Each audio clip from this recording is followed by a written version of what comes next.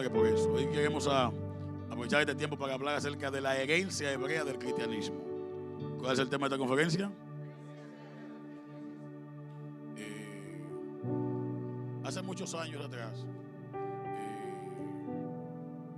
yo conocí una congregación en Santo Domingo llamada AMI, Alianza Mesiánica Israelita, que dirige el rabino Dan Ben Abraham, y fue algo que marcó no tan solamente un movimiento, sino que trajo un despertar al mundo de habla hispana. Se han levantado muchos después de eso, pero a quien el Eterno, el Dios de Israel, comisionó con el apostolado de que los gentiles recuperaran sus raíces hebreas, es Dan Ben Abraham.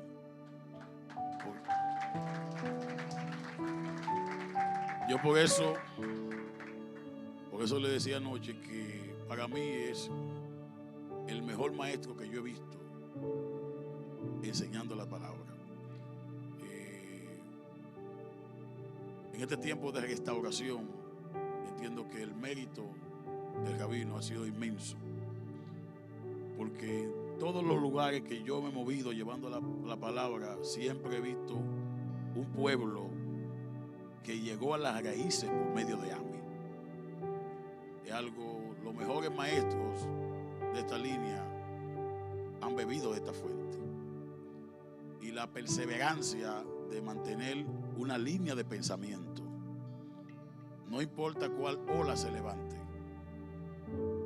el maestro siempre continúa con una enseñanza. Entonces es de mucho mérito para nosotros como comunidad Casa de Luz contar hoy con la presencia de Rabí Dan Ben Abraham.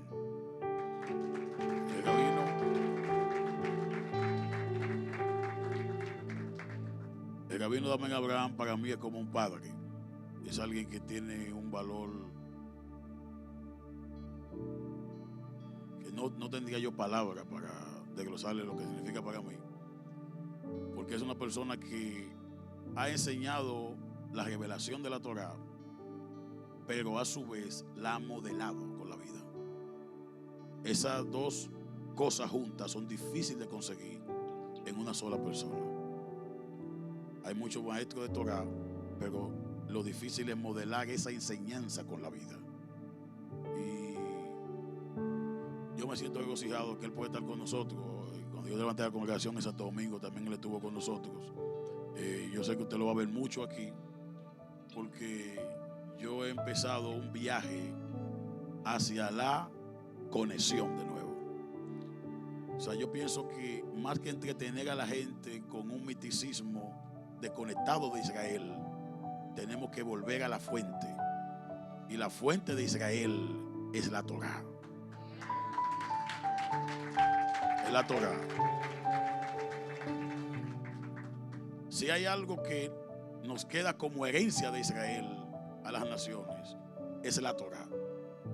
Entonces el hispano es muy dado a colarse en los atajos, buscar atajos para tratar de llegar a la meta. Hay un adagio que decía que todos los caminos conducen a Roma, y es verdad, todos los caminos desviados te van a llevar a Roma, porque aún de ese misticismo desbordado, Roma tiene el control, y es Roma que lo está promoviendo. Entonces lo que la gente necesita es volverse al Dios de Israel, sin la influencia de ninguna otra religión. Entonces ese trabajo de conectarnos de nuevo con la fuente, con ese Yeshua hebreo, el hijo de Miriam y José, el hebreo, diga conmigo el hebreo, no lo escuché, diga el hebreo. O sea, esa conexión con él, con Israel, con sus fuentes, con sus raíces, esa conexión con la Torá.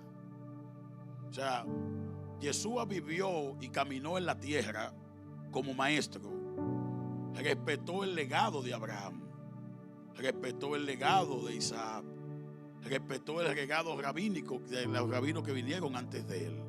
Lo que tenía que modificar lo modificó, pero nunca el respeto de Yeshua hacia un maestro lo llevó hacia la idolatría de su tumba. Entonces hay mucho misticismo que está desconectado de la Torá, que usted tiene que hacer sus ajustes, porque recuerde que nosotros venimos de un misticismo pentecostal. Entonces hay gente que lo que ha hecho es cambiarse de religión, y como ese misticismo les resulta parecido a donde ellos salieron, quieren abrazar eso. Nosotros tenemos que volvernos al Dios de Israel, y no se puede volver al Dios de Israel sin volver a la Torá. ¿Alguien está aquí hoy? A lo que tenemos que volvernos es a la Torá. ¿Qué tenemos que volvernos? Es a eso que hay que volverse. Entonces, por eso hoy yo he querido que este momento profético, que usted lo va a ver que se va a estar repitiendo mucho, porque hay un despertar, pero a la Torá, al Dios de Israel. Y para mí es más que un privilegio que con nosotros esté el rabino Dan Ben Abraham. Él va a pasar y va a enseñar la palabra. Hacía ya un tiempo, pero que no se acababa de concretar. Y finalmente hoy, Baruch Hashem, el Eterno nos permite estar aquí, conocerles de primera mano y disfrutar de este tiempo juntos. Yo sé que para ustedes coordinar este día acá ha sido tal vez desafiante, porque los domingos es el día para salir con la familia, ¿verdad? Comprar las cosas de la casa, lavar el carro y ese tipo de cosas para la mayoría. Y tal vez para otros es una bendición poder estar hoy aquí recibiendo la invitación que se hizo para esta conferencia de raíces hebreas del cristianismo. Gracias al Eterno por esta oportunidad. Gracias al Eterno.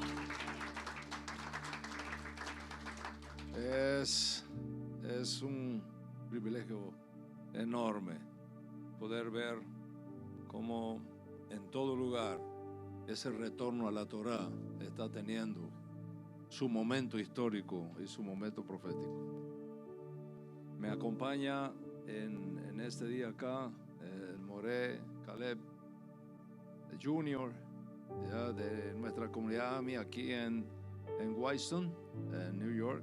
So, vamos a hacer esa conexión, ¿sí? De comunidades hermanas. Bendito sea el Eterno, que no nos conocíamos, pero que ahora nos conocemos, ¿verdad? Bendito sea el Eterno por eso. No sé si hay algún otro hermano de la comunidad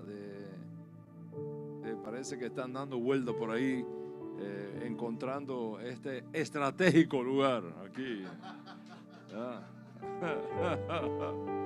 Estratégico lugar acá. Bendito sea Hashem. Bendito sea Hashem. Es cierto que en todo lugar están surgiendo comunidades emergentes como resultado de este trabajo al cual el Eterno nos llamó desde 1989. Recuerdo que fue específicamente en el año 1995, siglo pasado, está hablando de casi 30 años, cuando yo recibí de mis rabinos con los cuales estudié la autorización, la orden para poder enseñar en el mundo hispano los conceptos hebraicos de la Torá. Y yo aprendí desde muy pequeño el principio de la sujeción espiritual, no de la sumisión espiritual, eso es otra cosa, sujeción espiritual. Y yo esperé hasta que mis maestros me autorizaron. Cuando mis maestros me autorizaron, me lancé de lleno a enseñar acerca de las raíces hebreas en todo Iberoamérica. Quiero decirte, Jairo, que hoy día, según algunos han computado, casi 3 millones de hispanos han regresado a las raíces hebreas de la fe, como resultado de 30 años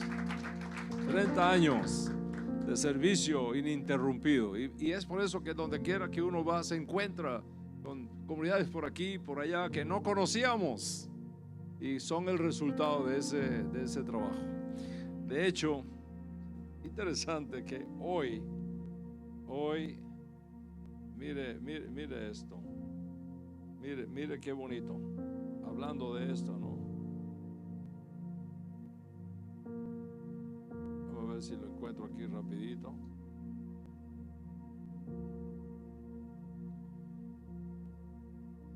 A ver un momentito. Mire qué interesante testimonio que tengo acá. Dice así. Él me manda un audio, yo no sé quién es, haciéndome una pregunta lógica, una pregunta jurídica desde el punto de vista hebreo. Y yo le respondo. Y entonces él me escribe esto y dice: buenos días, mi amado rabino, gracias por sus palabras.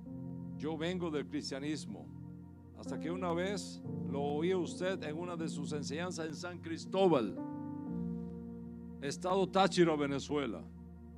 Esto hace muchos años. Esa luz del judaísmo quedó en mi alma, que un día le voy a grabar como testimonio. Gracias. Y lo más impresionante fue que llegué a AMI cuando vi un libro suyo y le dije que yo lo conocí a usted en San Cristóbal. Me dijo el hermano: él es nuestro rabino. Yo desde los 7 años fui cristiano, pero siempre me llamó la atención Israel. Hoy doy gracias a Adonai por usted. Créame, marcó mi vida. Tengo 59 años, en octubre 50. Gracias por haber marcado mi vida. Eso es otro testimonio. Eso me llegó hoy. Yo no sé, no lo recuerdo, no sé quién es. Si lo veo, no sé quién es, pero se cumple lo que está escrito. Mi palabra que sale de mi boca no vuelve a mí vacía. No vuelve a mí vacía, sino que cumple el propósito por el cual es llamada. Bendito sea el nombre del Eterno. Bendito sea el nombre del Eterno. Gracias, Jairo. Gracias, Luz, la comunidad Casa de Luz. Bet Aor en hebreo, casa de luz, casa de luz. Bendito sea el nombre del Eterno. Ve a ver. Bien. Tengo unas notas acá, pero yo no sé si las voy a seguir porque no sé, tengo cosas en mi corazón. ¿Qué tiempo tenemos, Jairo? Ok.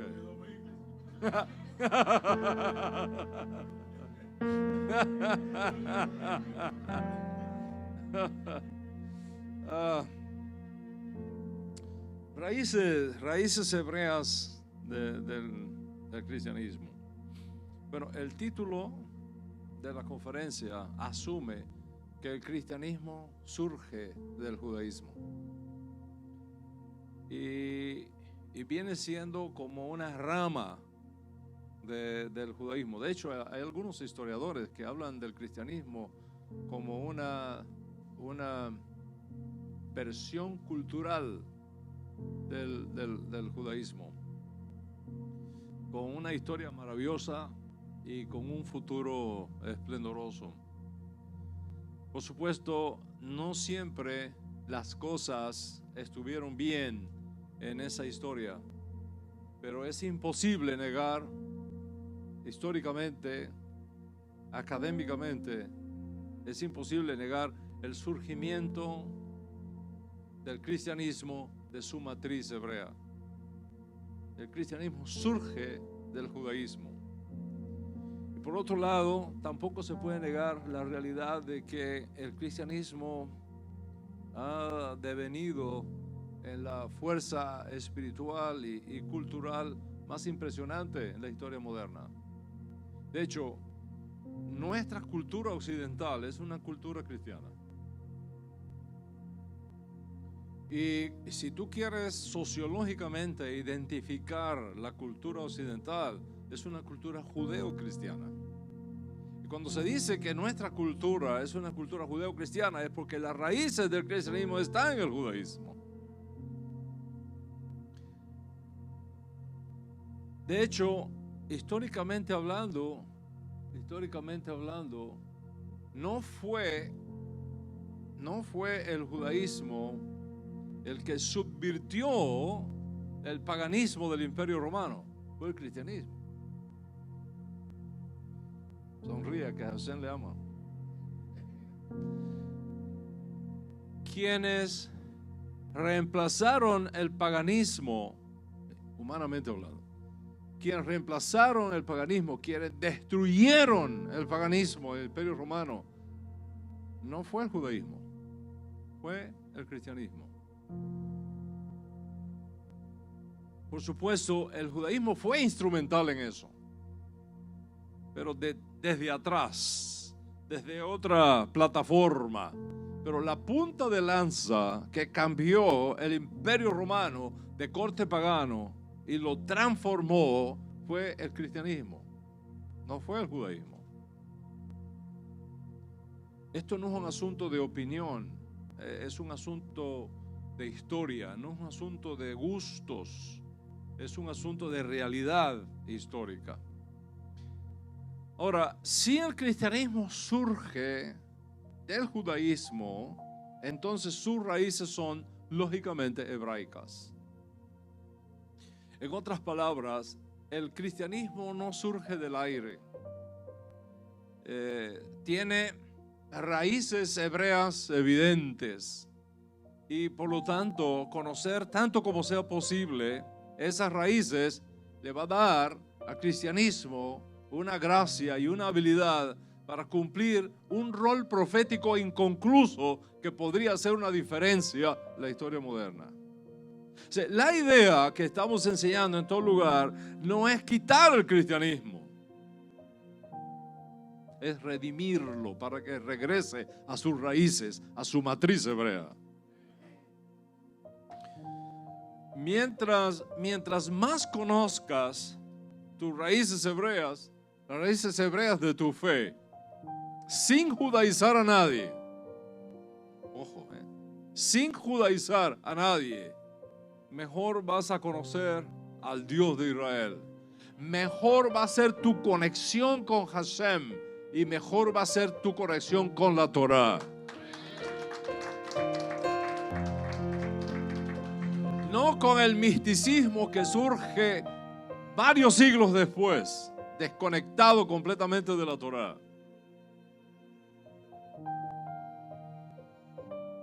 Sino con Hashem y con la Torah, con el Yeshua judío, con la fe hebrea de nuestros padres, Abraham, Isaac y Jacob.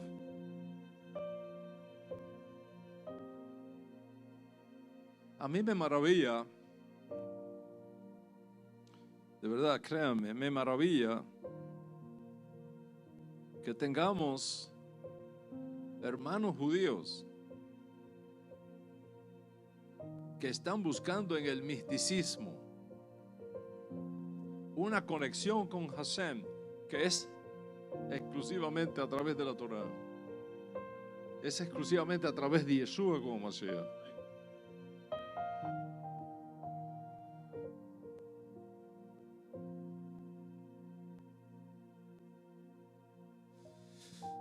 El propósito de esta conferencia entonces es conocer mejor y comprometerte más con tu servicio a Hashem por medio de el aporte que pueda hacer tu fe y tu conocimiento de las Escrituras desde una perspectiva hebrea, conocer esas raíces hebreas de tu fe. Rabino Shaul escribió: la fe viene por el oír y el oír por la palabra de Dios. La fe, la emuná, viene por el oír y el oír la Torah, el oír la palabra de Dios. Para el tiempo cuando Rabino Shaul, el apóstol Pablo, escribió eso, no existía el Nuevo Testamento. No existía el Nuevo Testamento. ¿Qué significó entonces cuando Pablo dijo que la fe viene por el oír y el oír por la palabra de Dios si no existía el Nuevo Testamento? ¿Qué palabra de Dios existía? La Torah. Este libro que tengo aquí en mis manos, eso era lo que existía. Cuando Rabino Shaul, cuando el apóstol Pablo visitaba las sinagogas judías del primer siglo, no les decía: hermanos de la casa de Israel, vamos a leer en el Evangelio de Mateo capítulo 5. Sonría, que Hashem le ama. Pablo no podía decir eso porque no existía el Evangelio de Mateo en los días de Pablo. La gente se confunde porque cuando lee el Nuevo Testamento, el Código Real, y ve que los primeros libros son los evangelios, piensa que eso fue lo primero que se escribió y eso fue lo último que se escribió.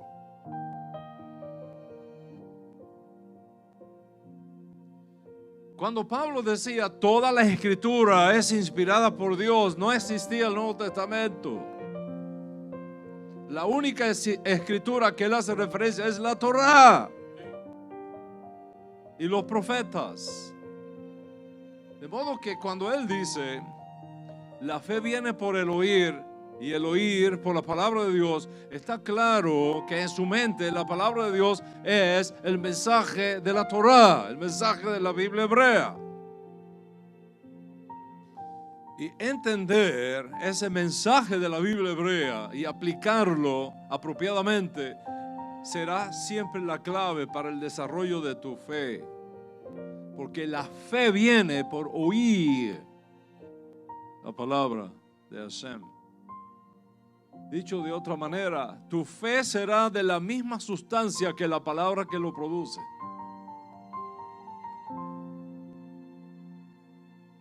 Mientras más auténtica sea esa sustancia, más nutritiva será la savia, mejor será tu fe. Partiendo pues de este postulado, vamos a mirar algunas de estas riquezas que está contenida en el tema que estamos estudiando en esta mañana, en esta conferencia, Raíces Hebreas de la Fe. Así que vamos a enfocarnos en toda esta riqueza que esto tiene a manera introductoria, porque esto es un asunto tan vasto que es imposible contenerlo todo en una sola conferencia. Me temo que voy a tener que venir otra vez por acá.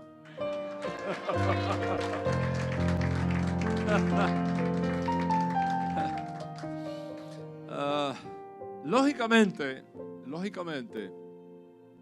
las implicaciones que tiene conocer las raíces hebreas en relación con tu conocimiento del Dios de Israel, en relación con tu servicio al Dios de Israel, al Dios de Abraham, Isaac y Jacob, el Dios de Yeshua, van a aumentar exponencialmente, van a aumentar enormemente. Y por supuesto, tu percepción teológica se va a desarrollar considerablemente. De modo que estamos hablando de retornar a esas raíces hebreas, conocer esas raíces hebreas, pero sin judaizar a nadie. Sin judaizar a nadie. Entendiendo judaizar como la propuesta equivocada de exigir a los no judíos tener que hacerse judíos mediante el rito de la circuncisión para asegurar su entrada al mundo por venir, como sugirieron algunos judíos ortodoxos del primer siglo. Está clarísimo, mis amigos, que si la entrada al mundo por venir dependiera de que las personas se hicieran judías, por demás murió Mashiach.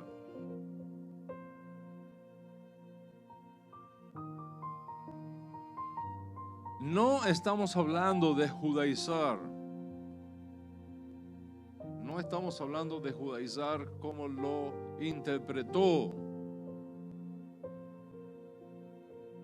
ese movimiento ortodoxo que está registrado en Memorias Apostólicas, Hechos de los Apóstoles, capítulo 15. Pero tampoco estamos hablando de judaizar como lo interpretó el protocristianismo post-apostólico a partir de la destrucción de Jerusalén en el año 70 después de Yeshua. Y este es el primer paso. Este es el primer paso para conocer las raíces hebreas del cristianismo. Eliminar el antisemitismo dentro del cristianismo. Eliminar el antisemitismo dentro del cristianismo. Así que voy a explicar esto en algún detalle. Yeshua fue judío. Yeshua no fue un niño cristiano que iba los domingos a la iglesia. Yeshua fue judío. Sus estudiantes originarios fueron judíos. Y eso que conocemos como Nuevo Testamento es una colección de escritos judíos, de temas judíos, que tiene implicaciones también para los no judíos que abandonan sus ídolos y se convierten al Dios de Israel. Luego de los apóstoles, las cosas comienzan a cambiar. Voces nuevas comienzan a escucharse dentro de ese mundo de creyentes no judíos. Le voy a mencionar algunas de esas voces nuevas. La primera que aparece en la historia es la de Ignacio de Antioquía. Ignacio de Antioquía fue un intelectual helenista que se convierte al cristianismo en Éfeso, y la iglesia lo considera uno de sus fundadores. La iglesia lo considera uno de sus fundadores. Él nace en el año 35 y muere en el año 110. Él es de la época cuando él tenía unos 35 años, ocurre la destrucción de Jerusalén. Se convierte en Éfeso. Se considera un padre apostólico porque posiblemente conoció a algunos de los apóstoles, específicamente al más joven de los apóstoles de Yeshua, Yohanan. En su viaje a Roma, él es asesinado por los romanos, pero en ese viaje él escribe varias cartas a diferentes comunidades cristianas que habían surgido a fines del primer siglo y comienzos del segundo siglo, y les dice lo siguiente. Escuchen, voy a citarlo directamente. Miren lo que escribe Ignacio de Antioquía, principios del siglo II. Los que participan de la Pascua judía son partícipes con los que mataron a Jesús. ¿Está escuchando? Lo que comienza a enseñársele a los cristianos. En otra de sus citas dice: hablar de Cristo y vivir como judío es una tontería. Después dice: el obispo está en lugar de Dios. Y luego dice: los presbíteros hemos reemplazado a los apóstoles. Ignacio fue posiblemente el primero en crear las bases teológicas para que los cristianos no santifiquen la Pascua en la fecha cuando los judíos la celebramos, sino en una fecha diferente. Cuando tú celebras la Pascua en una fecha distinta, Pesa en una fecha distinta, no es simplemente asunto de fecha. Es que estás asumiendo sobre ti una autoridad espiritual diferente. No Jerusalén, sino Roma.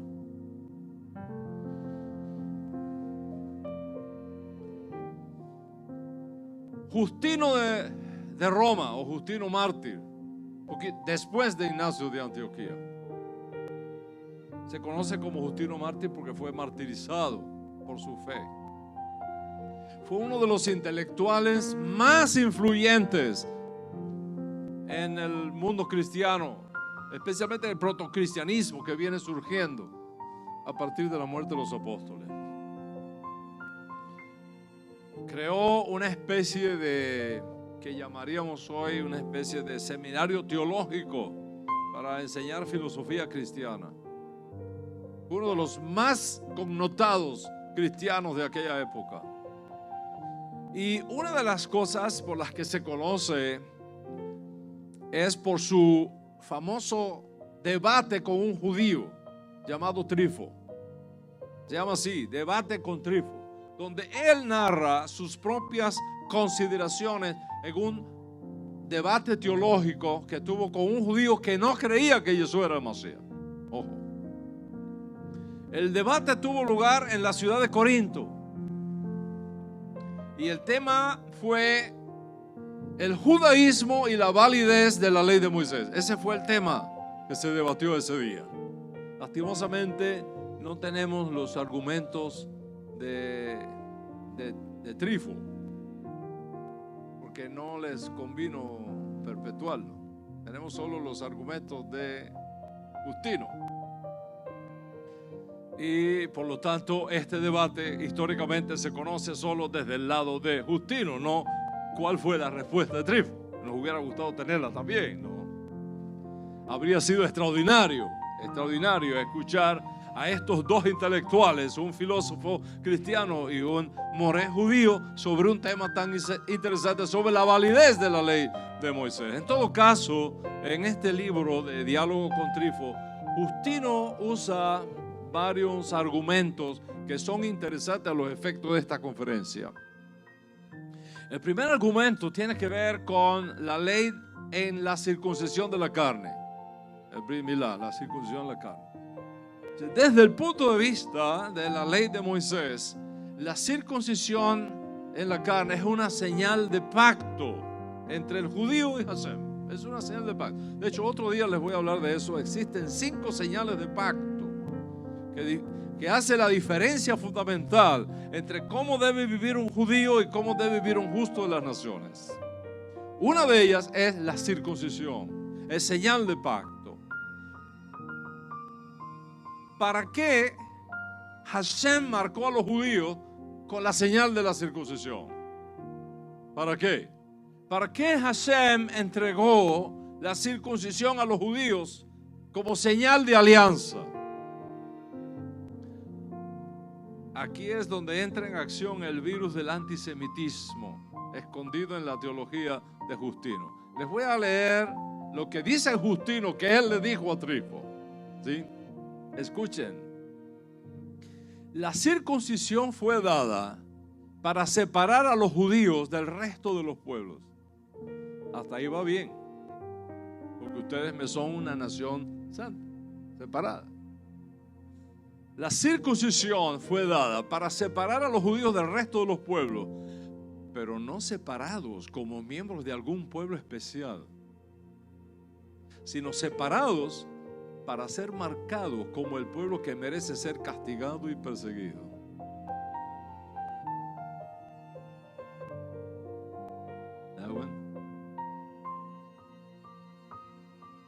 En otras palabras, que Dios marcó a los judíos con la circuncisión para que fuera más fácil después ubicarlos, distinguirlos, castigarlos, perseguirlos y matarlos.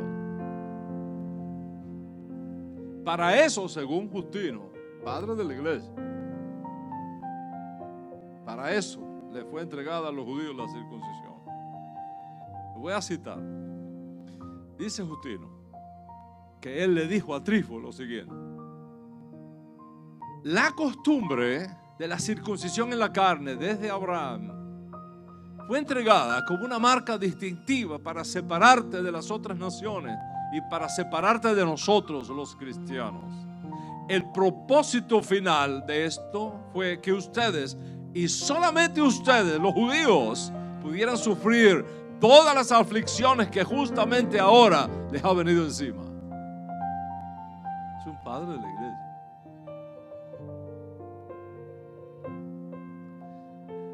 Este diálogo tiene lugar en el año 135, justamente después que ha concluido la segunda revuelta judía contra Roma en la época de Adriano, del 132 al 135, donde Adriano destruye al pueblo judío, destruye Jerusalén, lo que quedó de Jerusalén. De hecho, fue este Adriano el que emitió un decreto que los judíos no podían regresar nunca más a la tierra de Israel. Y con la mira de que los judíos nunca más pudiéramos regresar a la tierra de Israel, Adriano decretó que Israel no sería llamado más Israel, sino Palestina. De modo tal que no existiera nunca más la tierra de Israel y por lo tanto los judíos nunca pudieran tener derecho legal a reclamar una tierra que no existía, porque ahora se llamaba de otra manera, Palestina. Observa cómo el cristianismo se va llenando de todo este espíritu antisemita. Y la evidencia es que hasta el día de hoy la mayoría de los cristianos sigue llamando a Israel Palestina. Es más, en muchas Biblias cristianas, en la parte de atrás donde están los mapas, aparece Palestina del Antiguo Testamento, Palestina del Nuevo Testamento. Y no se dice Israel, no se dice eres Israel, Palestina del Antiguo Testamento, Palestina del Nuevo Testamento. Es más, hasta hay un canto en la iglesia que dice: tierra bendita y divina es la de Palestina, donde Jesús murió.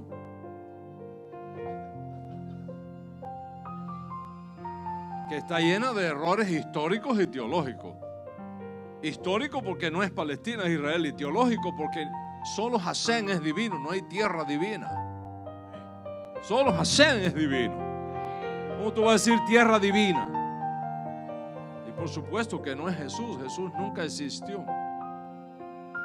Sonríe, que Hashem te ama.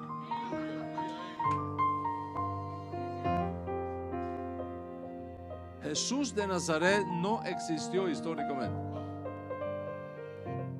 Jesús de Nazaret es una creación teológica. Es un Robin Hood. Muy conocido, muy popular. Se aprende muchísimo de Robin Hood, pero no existió históricamente. Jesús de Nazaret es una creación teológica. El que existió fue el Yeshua judío.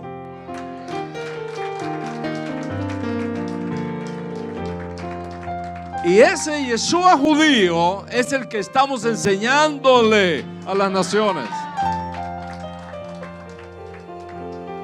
Bueno, vamos a dejar eso ahí un momentito y vamos a regresar a Justino.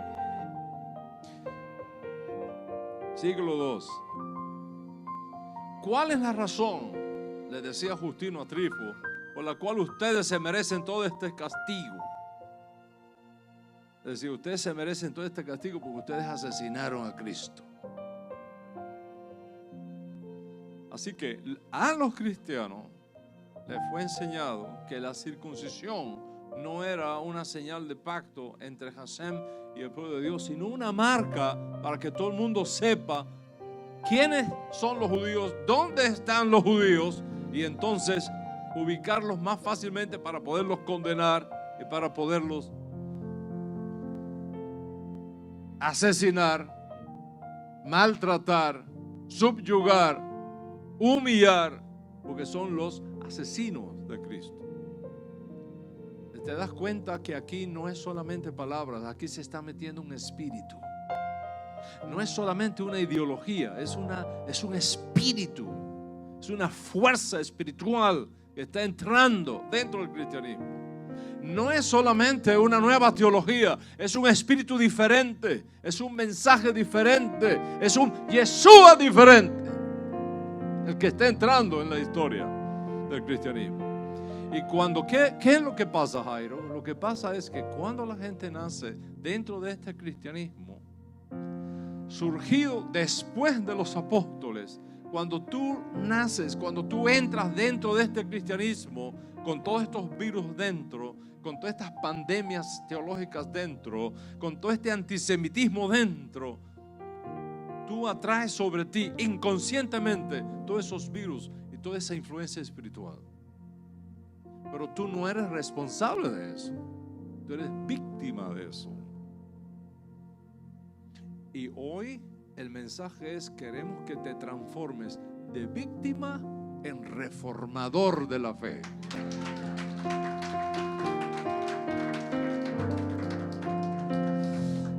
Y bajo esa influencia espiritual antisemita, operando desde adentro, ¿qué es lo que pasa?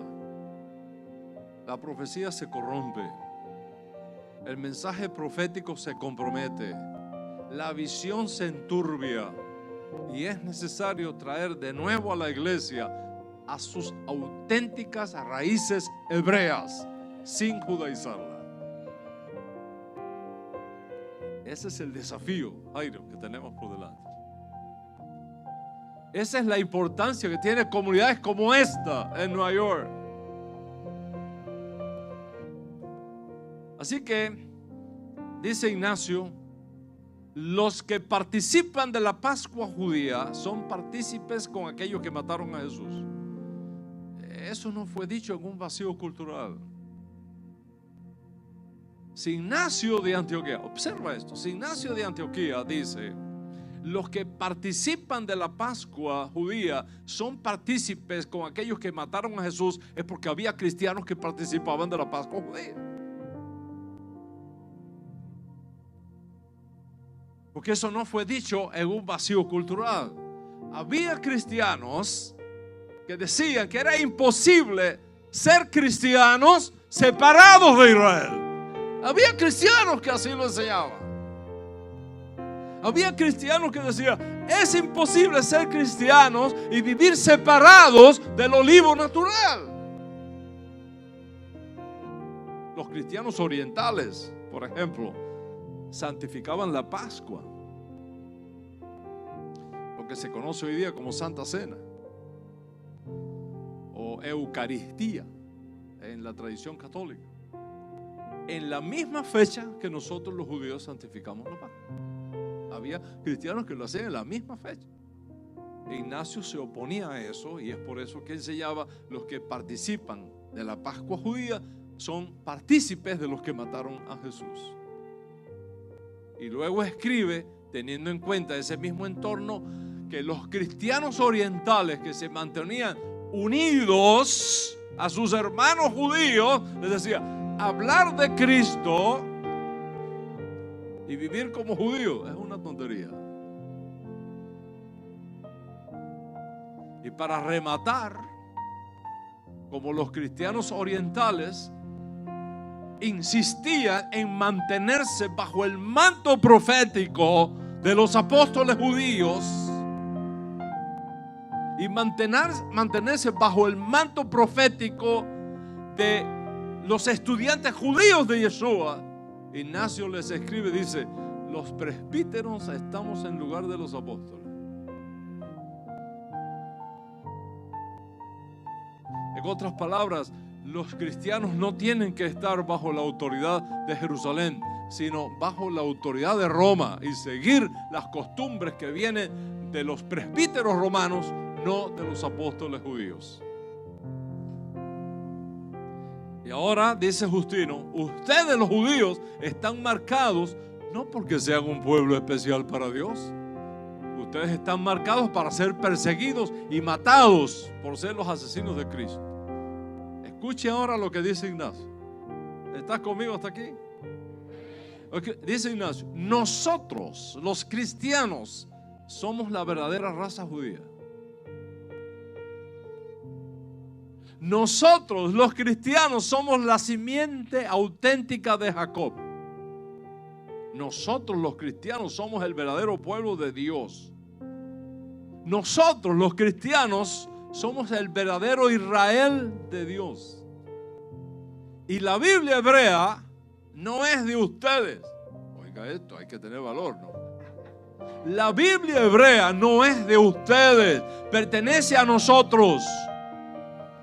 Es solo nuestra. Si ustedes quieren tomarla de nuevo, tienen que dejar de ser judíos y hacerse cristianos.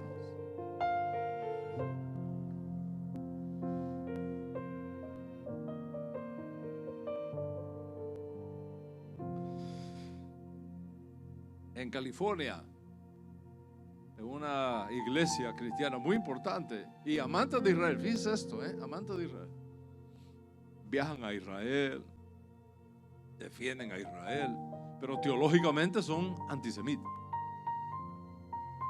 Hay un judío que está casado con una cristiana y la esposa siempre lo está invitando, ven conmigo a la iglesia, y que ven conmigo, y finalmente fue, era un judío secular, fue.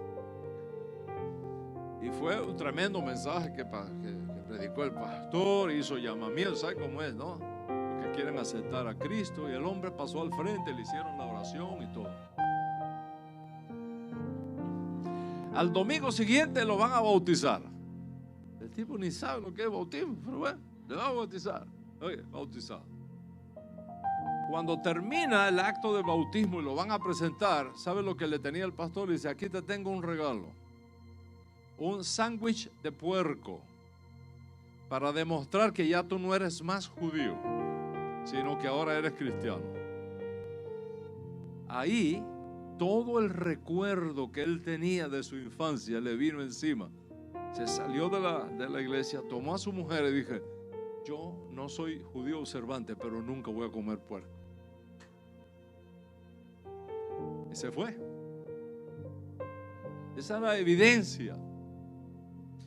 Y eso me hace recordar, ¿no?, de un judío que se muda para un edificio de católicos ortodoxos. No católicos, católicos ortodoxos. Y estos católicos ortodoxos no comen carne los viernes. Por razones, no comen carne los viernes. El judío se muda en el primer piso. Tenía una terracita abajo. Y al viernes en la tarde él prepara su asadito para recibir el Shabbat. Y el olor del asado sube. Pero los católicos no comen carne los viernes. Y entonces, al subir el asado, todos los muchachos se alborotan, ¿no? Y ¿de dónde viene esto? Y descubre que es el judío que se mudó abajo. Entonces vienen y le dicen: mira, tú te has mudado a un edificio que somos católicos, y los católicos no comemos carne los viernes. Tienes que hacer otra cosa. Bueno, no, disculpen. Al otro viernes, otro asado más. Ya los católicos se ponen un poco más violentitos, ¿no? Y nombran un comité y vienen y hablan con el judío y le dicen: mira, ya te dijimos una vez y tú insistes. La próxima vez que hagas esto, te vamos a tener que sacar del edificio. El próximo viernes, otro asado más.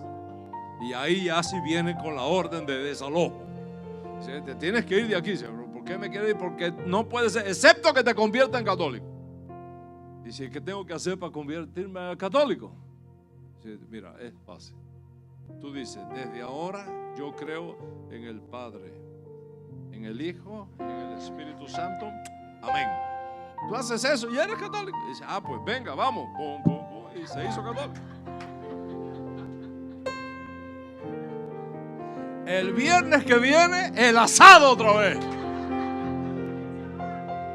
Bajan los católicos y le dicen: pero ¿cómo haces esto si ya tú eres católico? Dice: no, ustedes están equivocados. Es una mala percepción. Yo puse mi carne, ¿verdad? Yo puse mi carne y yo dije: desde ahora serás pescado en el nombre del Padre, del Hijo y del Espíritu Santo.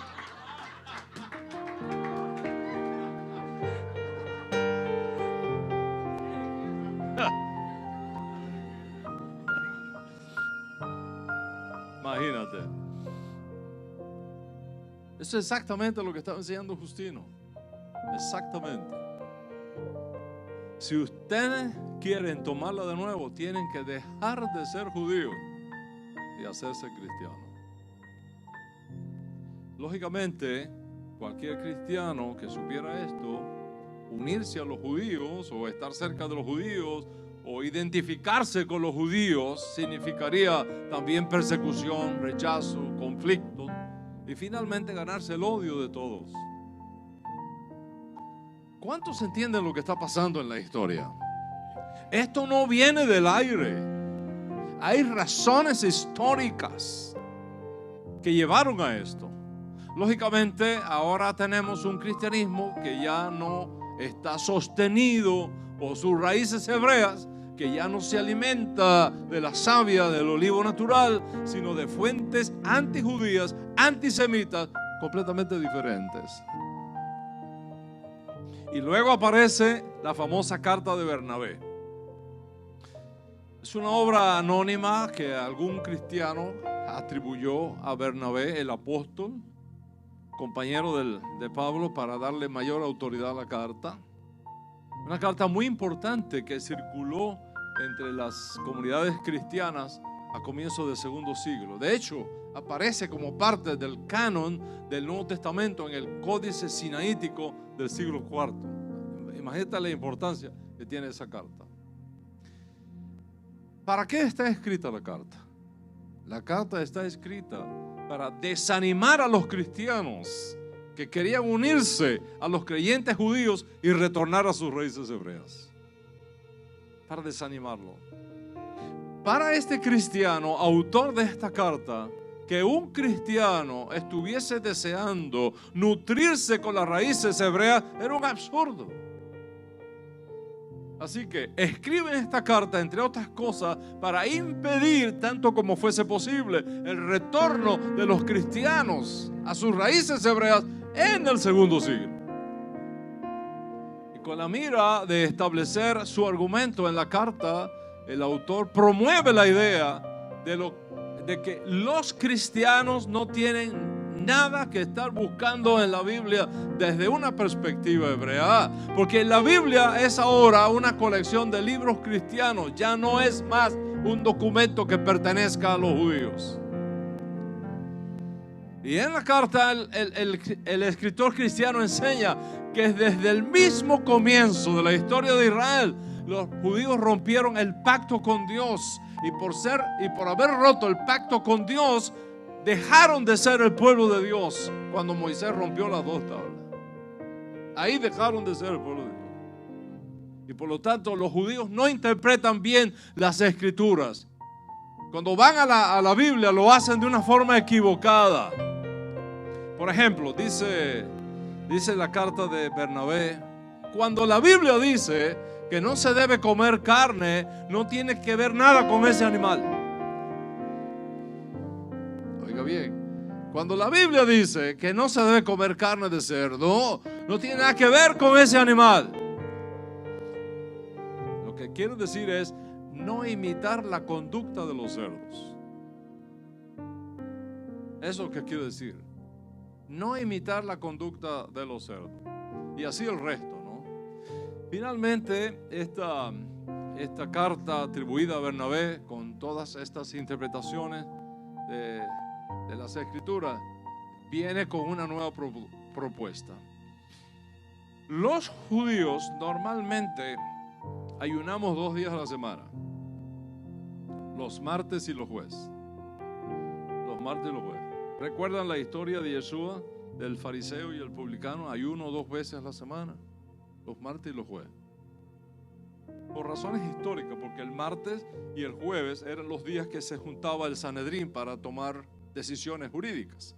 Y hay una ley en el principio que cuando el Sanedrín se junta abajo para juzgar, el Sanedrín de arriba está juzgando también. Entonces la gente, los judíos, con tal de apaciguar la ira divina, el martes y el jueves, mira, está el tribunal en sesión abierta, mejor ayunamos para ver que la pasemos bien. Y los cristianos aprendieron eso. Los cristianos hasta el segundo siglo ayunaban 2 días a la semana, el martes y los jueves, junto con los hermanos judíos. ¿Qué propuso el autor de la carta, Bernabé? Nunca más ayunar los martes y los jueves, sino los miércoles y los viernes. Y nunca más reunirse el sábado, sino el domingo. Esa es la razón por la que los cristianos se reúnen el domingo y no el sábado. ¿Cuántos están conmigo hasta aquí? Estoy mostrándoles históricamente de dónde viene todo esto. Ahora les voy a dar un dato interesante. La Torah dice que cuando Hashem le dice a Abraham que tiene que circuncidarse él y todos los de su casa, 318 siervos que tenía Abraham fueron circuncidados por Abraham ese día. Los 318 siervos que Abraham tenía. Génesis 14 lo dice, léete Génesis 14, 15, 16 y 7, ahí está toda la historia. ¿Cómo interpretó el autor de la carta a Bernabé este hecho a las iglesias cristianas. Recuerda que él escribe en griego, no en hebreo. Escribe en griego, el helenista, era su lengua vernácula. Entonces él dice en esta carta, le cito: Abraham circuncidó 318 hombres. ¿Qué significa esto? Dice él. ¿Cómo escribimos 318 en griego? Escribimos 318 con 3 letras: la iota, la eta y la tau. La iota y la eta suman 18, que son las 2 primeras letras del nombre griego de Jesús. Y la tau simboliza la cruz. Por lo tanto, es la cruz. Cuando Abraham circuncidó a sus 318 siervos, lo que hizo fue la señal de la cruz. Y es por eso que la señal de la cruz es símbolo del cristianismo. De ahí viene esa carta, siglo II. Señal de la cruz, no como en Cuba. No social, porque en Cuba llegó un turista, entró a un bus y vio a un cubano que hacía así y volvía.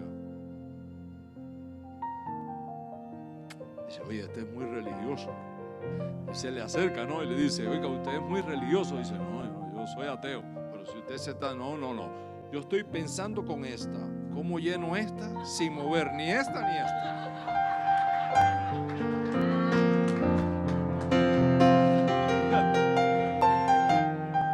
No está hablando de ese símbolo, de la parte teológica.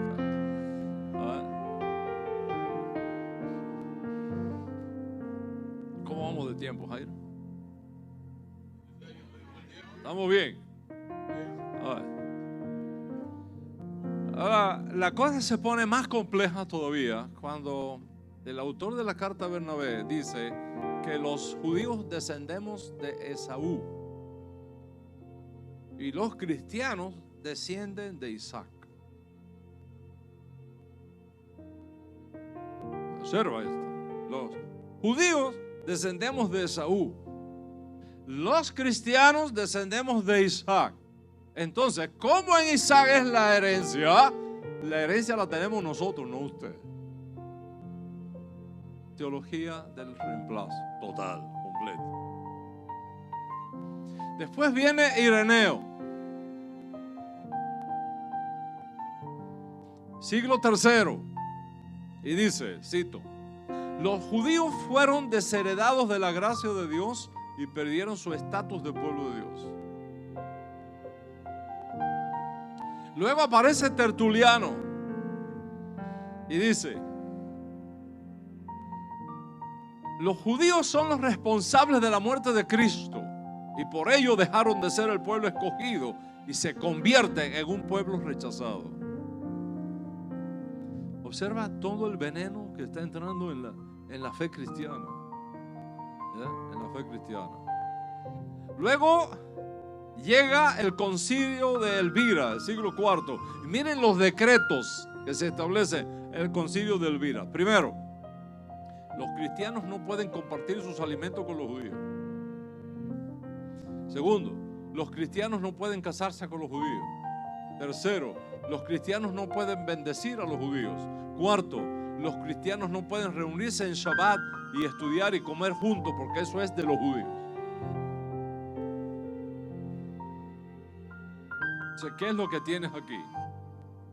Observa que no es solamente una ideología, es una fuerza espiritual. Es un poder espiritual que está metiéndose en la conciencia de los cristianos, producto de la enseñanza de sus maestros. Y luego llega el concilio de Nicea, el 325, siglo IV. ¿Qué es lo que se enseña en ese concilio? Entre otras cosas, no vamos a entrar en la parte teológica, es ahí donde surge Jesús de Nazaret, históricamente hablando, el híbrido teológico que se crea ahí. Pero en Nicea, 325, siglo IV, después de los apóstoles, se enseña que los cristianos no deben tener nada compartido con los judíos. nada compartido con los judíos. De hecho, se envió una carta a las iglesias cristianas para que no celebraran nada judío, porque es indecoroso, decía Constantino en esa carta que envió, tener algo compartido con esa chusma de judíos. Siglo IV después de Jesús. ¿Qué es lo que está pasando en la historia? ¿Qué es lo que está ocurriendo en la historia? ¿Cómo pueden los cristianos reclamar la Biblia hebrea como su libro sagrado si en la Biblia hay maldiciones y bendiciones dependiendo de si la guardas o no los preceptos divinos? A esto responde Eusebio, posterior a Nicea, que las maldiciones de la Biblia son para los judíos y las bendiciones son para los cristianos.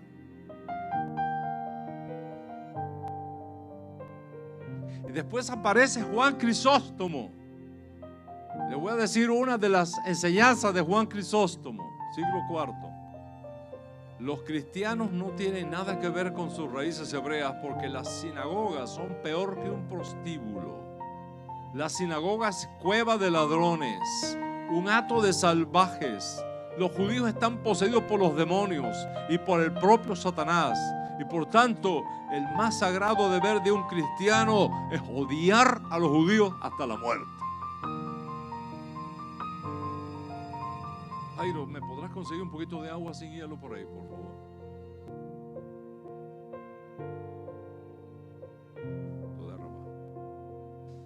Después aparece Jerónimo, el que tradujo la Biblia del hebreo al latín y enseñó que los judíos son serpientes venenosas y que no saben orar, y que cuando los judíos oramos, la única cosa que hacemos es rebuznar como burros.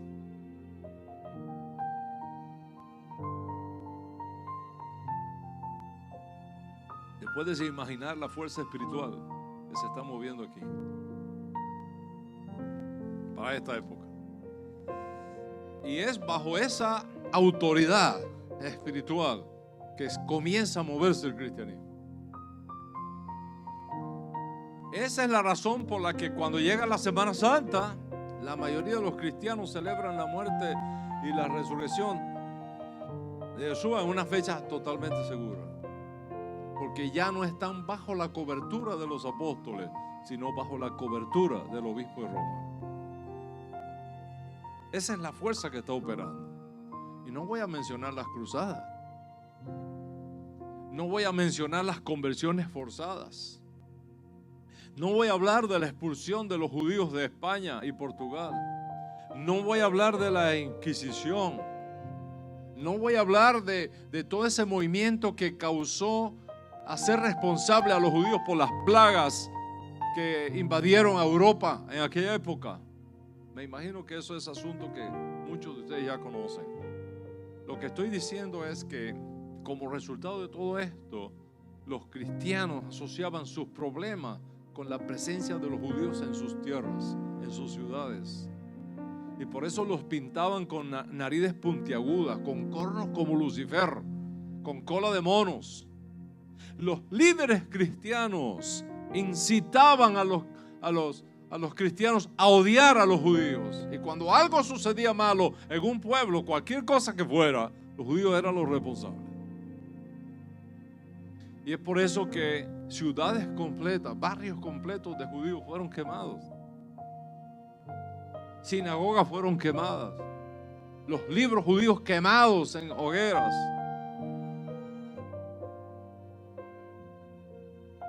Se inventaron mil excusas. Y así las cosas. Llega el siglo XV, la época de la Reforma. Siglo XVI. Se esperaba que vinieran tiempos nuevos de paz para los judíos en Europa, y especialmente en Alemania con el reformador Martín Lutero. Contra todo pronóstico, Lutero ordenó la destrucción de los judíos, la quema de las sinagogas. Los judíos fueron declarados por Lutero gente miserable, maldita, guarida de ladrones. Lutero ordenó que se echaran a los judíos del país, que se quemaran sus libros, sus casas y convertirlos en fuerza de trabajo esclava a los judíos. Lutero. Y si alguien tiene duda de eso, puede entrar esta tarde cuando llegue a su casa, entre en Amazon y compra un libro que está baratísimo de Lutero que se llama Contra los judíos y sus mentiras. Ahí está toda la información.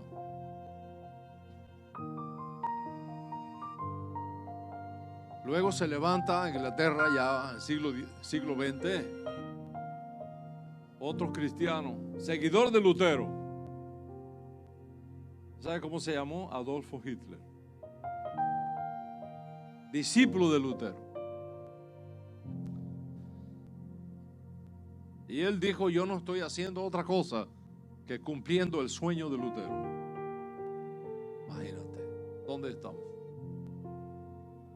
¿Cuál fue la razón por la que Alemania estaba enfrentando tantos problemas? Por los judíos. Por lo tanto, hay que resolver el problema judío. ¿Y cómo vamos a resolver el problema judío? Eliminando a los judíos. Estamos hablando de historias que ya son de nuestra generación. Hasta que vino el juicio de Nuremberg. Y uno de los más horribles principales acusados en Nuremberg dijo: yo no he dicho nada, ni he hecho nada que Martín Lutero no nos aconsejara.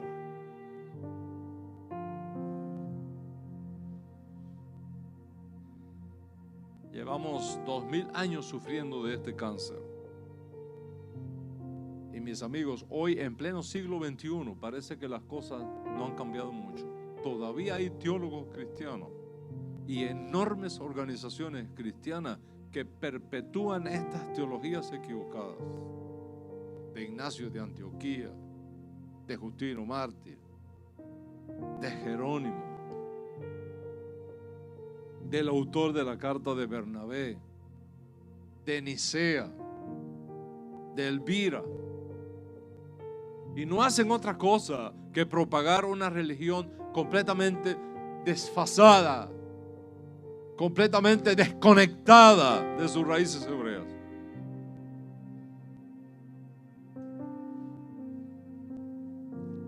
Uno podría pensar que ya en el siglo XXI estas cosas tendrían que ser superadas, pero la realidad dice otra cosa, y esto nos enseña cuánto todavía nos queda por hacer. En el año 2002, escuchen esto, en el año 2002, ya entrado en el siglo XXI, se publicó un documento aquí en los Estados Unidos, venido nada menos que del Seminario Teológico Juan Knox, uno de los seminarios evangélicos más influyentes hoy día en los Estados Unidos y en América Latina. Creo que todos sabemos que el Seminario Teológico Juan Knox es un seminario de tradición reformadora. Existe para educar a hombres y mujeres y demostrar el Evangelio de Jesucristo. Así dice en su web. Y les voy a leer el propósito de este seminario.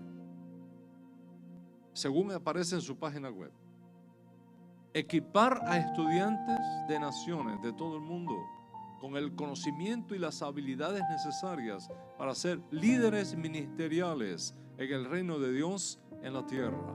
La educación de Knox estará marcada por su consistencia con la teología reformada, la profundidad teológica, la aplicabilidad práctica en las culturas mundiales y su objetivo evangelístico. Eso que dice, eso es lo que se espera, ¿no? de un seminario teológico evangélico. Anyway. Pero ¿qué dice el famoso documento propuesto de este seminario teológico tan influyente en Estados Unidos sobre Israel. ¿Qué dice?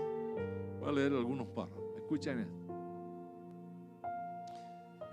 Los que enseñan que las promesas de la Biblia con respecto de Israel están siendo cumplidas hoy están equivocados. Las promesas hechas a Abraham no aplican a ningún grupo étnico particular, sino a la iglesia de Jesucristo, el verdadero Israel. Aquí, en Estados Unidos, siglo XXI.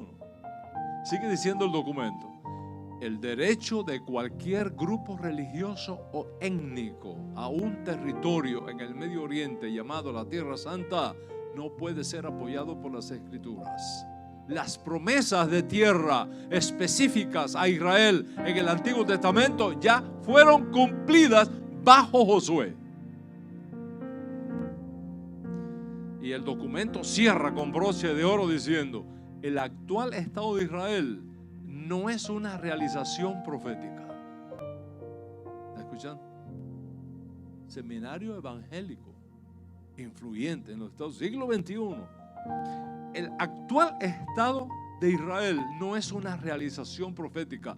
No podemos aceptar que haya un reino de Cristo en la tierra con características judías.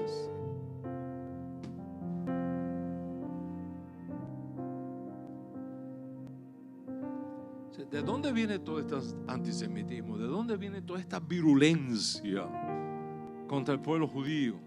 ¿De dónde viene todo este robo de identidad y toda esta teología del reemplazo que sigue operando en el mundo cristiano, incluso en el mundo evangélico?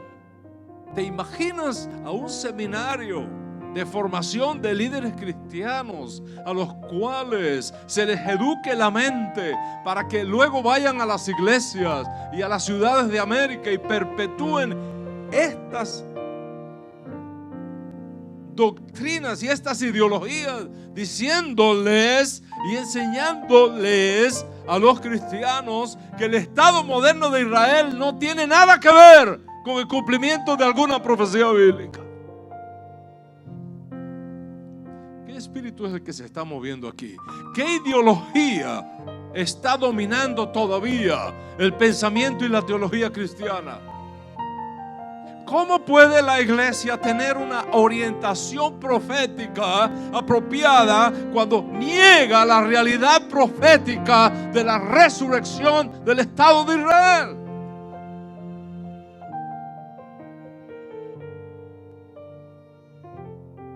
De modo que cuando hablamos de raíces hebreas del cristianismo, sin judaizar a nadie, significa mostrar la realidad judía de Yeshua y la enorme zona de herencia a la cual tienen acceso los cristianos, eliminando toda esta basura teológica,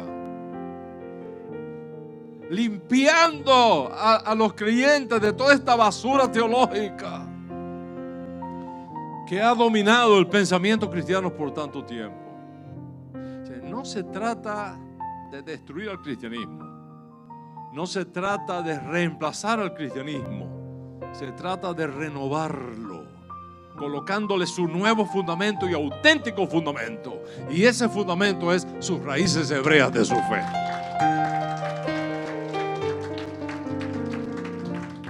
Esta realidad hebraica tiene riquezas culturales extraordinarias.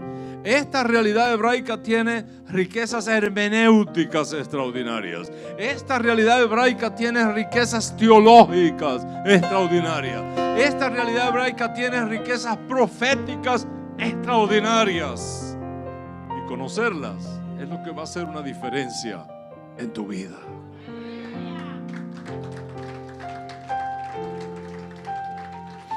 Y es por eso, amados míos, que estoy tan feliz de poder estar hoy aquí. Porque tanto Jairo y los líderes que le rodean, como esta comunidad, tienen la enorme responsabilidad de limpiar al cristianismo de toda esta basura teológica.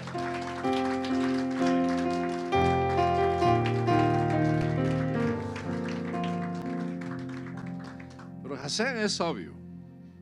Hasén es sabio. En medio de todo este balagán, en medio de todo este caos, Hasén tiene el control. Hasén tiene el control. Nosotros estuvimos recientemente en una gira por Europa. Y esa gira nos llevó a Viena. Estuvimos en Viena, estuvimos en la sinagoga, la gran sinagoga en Viena y demás. Pero Viena es una ciudad católica completa. Las cosas que uno ve ahí son impresionantes. Hay un puente famoso que junta varios palacios, los antiguos palacios, ¿verdad? Y en ese puente hay un Cristo crucificado. El puente, Cristo enorme, Cristo grande, crucificado. Arriba tiene el famoso INRI. Y lo tiene también en hebreo. Lo tiene en griego y lo tiene en latín. Aparte del INRI, lo tiene en las tres lenguas. Y ahí está la gente postrándose, ahí está la gente frente a ese crucifijo, ¿no? Enorme. Y yo grabé. Le dije a mi esposa, grábame aquí. Dice, ¿pero ahí vas a grabar? Dije, sí, aquí, grábame aquí. Con todo ese Cristo atrás y todas esas cosas, ¿no? Digo, quizá, un día les voy a enseñar el video. Quizá ustedes se sorprendan que yo esté aquí grabando detrás de esta imagen. Pero quiero decirle que detrás de esa imagen hay un código profético escondido. Y cuando nosotros quitemos esto, y esto, y esto, y esto, van a conocer al verdadero Yeshua judío que está escondido detrás de todo esto. Esa es nuestra responsabilidad. Es quitar la tierra, quitar el polvo, quitarlo. Y en la medida que lo vamos quitando, vamos a encontrar un diamante escondido ahí adentro. Y ese diamante es el que va a hacer la diferencia en la redención final del mundo. Comunidades como estas, líderes como estos, son los que Hashem está levantando en este tiempo para hacer ese trabajo. Ustedes no son cualquier cosa. Ustedes son arqueólogos del reino de Dios.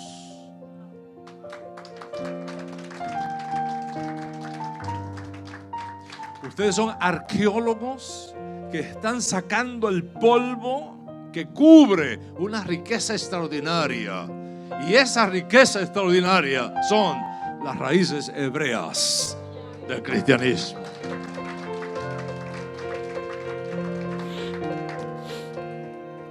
Y hoy, por la autoridad que el cielo ha impuesto sobre mí, y por esa autoridad que nos viene de Moshe Rabeno,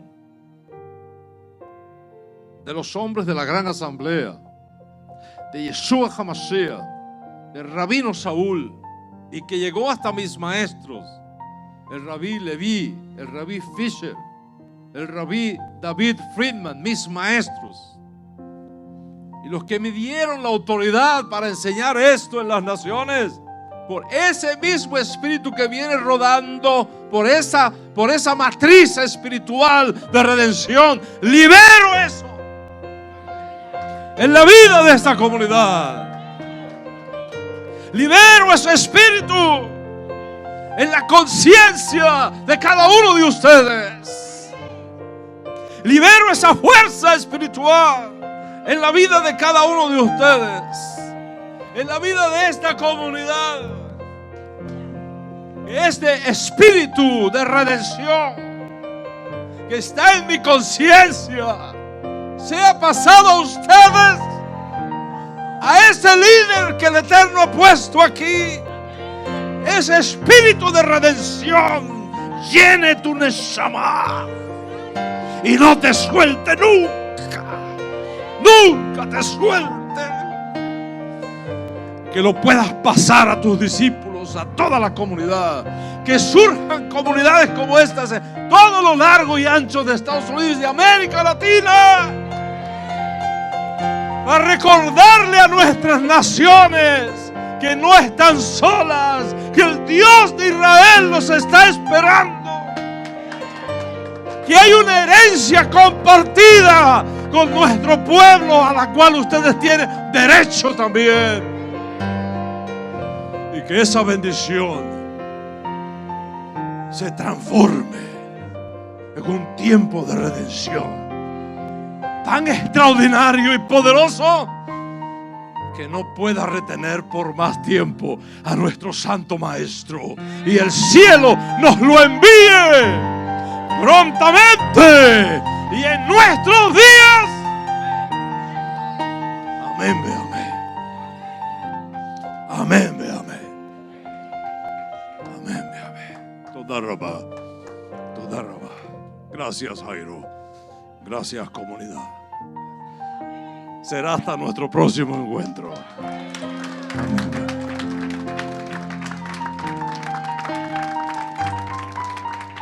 Baruch Hashem.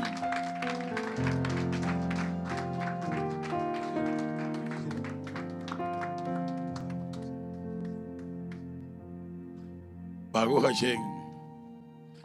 Hay una presencia muy bonita de Yahweh en este lugar. Levante su mano. Estamos agradecidos del Padre por... Es un tiempo de redención. Bendito sea el nombre de Yahweh.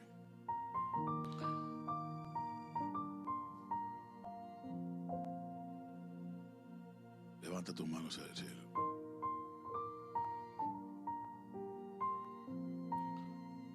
Bendito sea tu nombre para siempre. Porque tú eres Yahweh, el único Dios verdadero. Y por cada una de estas nefes, de estas almas hebreas que dispersas en las naciones, tú has traído a un reencuentro contigo.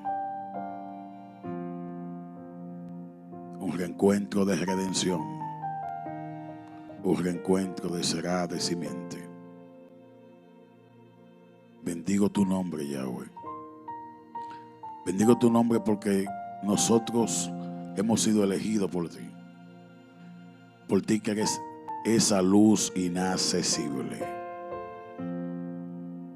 Gracias por el privilegio, Señor, de sacarnos del paganismo. Gracias por purificar nuestras almas y por este amor por tu Torah. Baruch atah Adonai, Eloheinu melech haolam. Bendito eres tú, Dios nuestro, Rey del universo.